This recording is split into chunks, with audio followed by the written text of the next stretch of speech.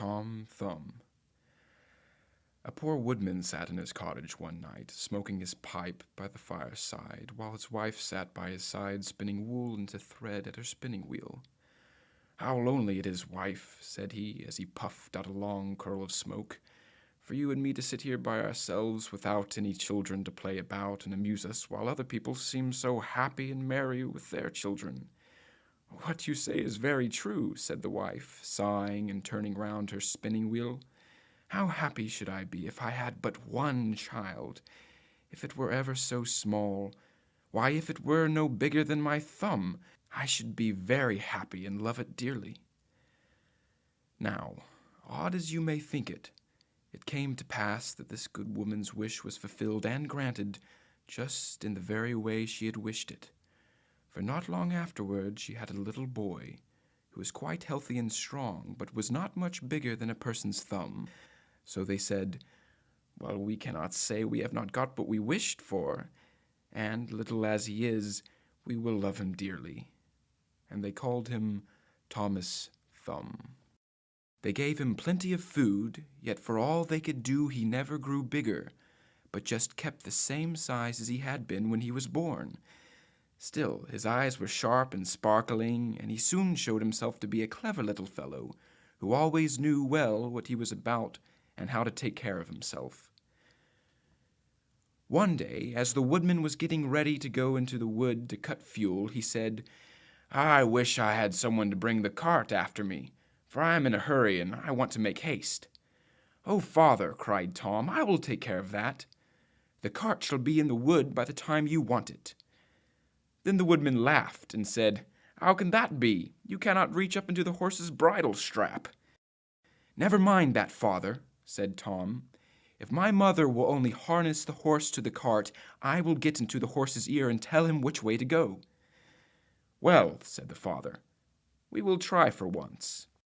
When the time came, the mother harnessed the horse to the cart and put Tom into his ear, and as he sat there the little boy told the beast how to go, crying out, "Go on," and stop, as he wanted.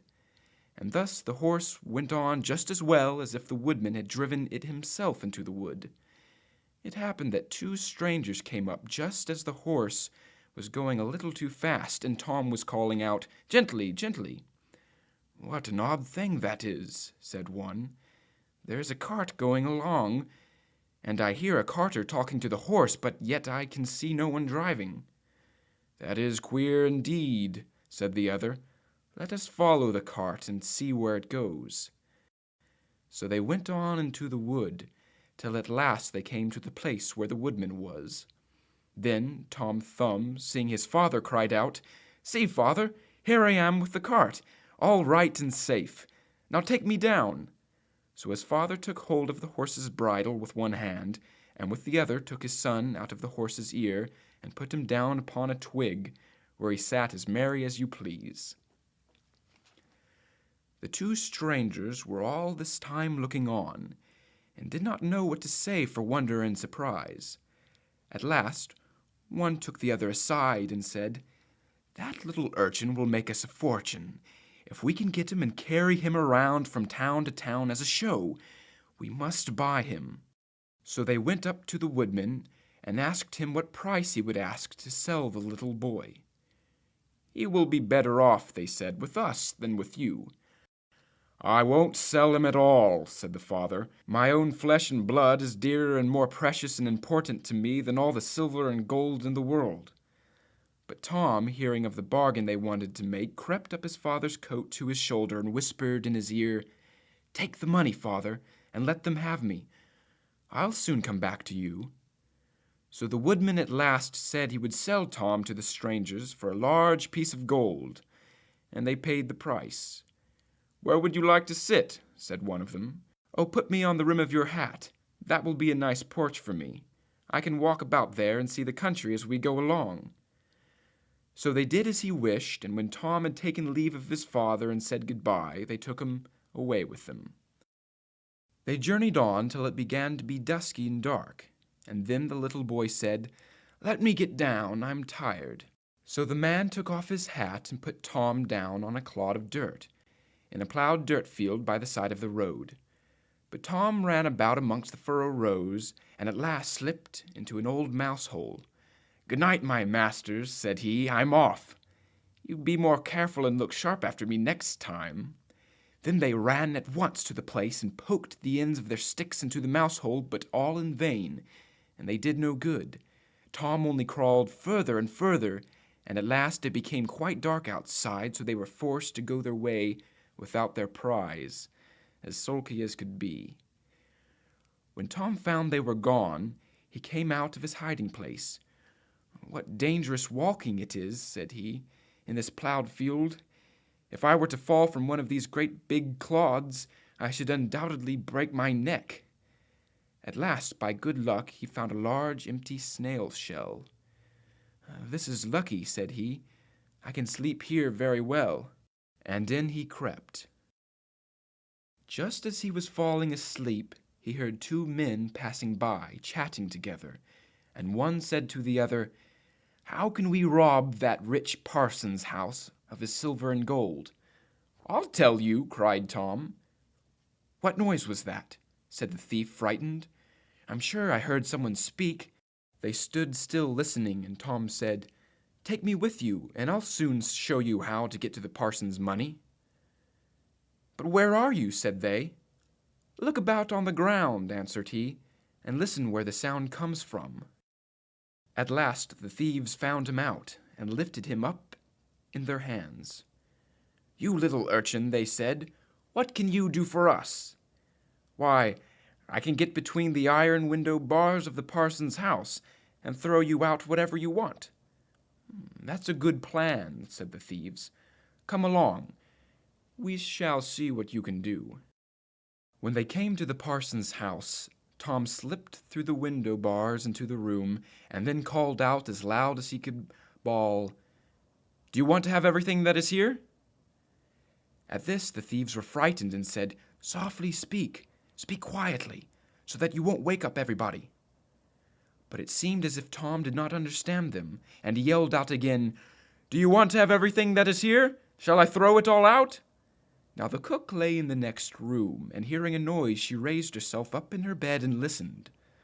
The thieves were frightened and ran off a little way, but at last they plucked up their courage and said, "The little urchin is only trying to make fools of us." So they came back and whispered softly to him, saying, "Now let us have no more of your naughty jokes, but throw us out some of the money." Then Tom called out as loudly as he could, "Okay, hold out your hands. Here comes all the money."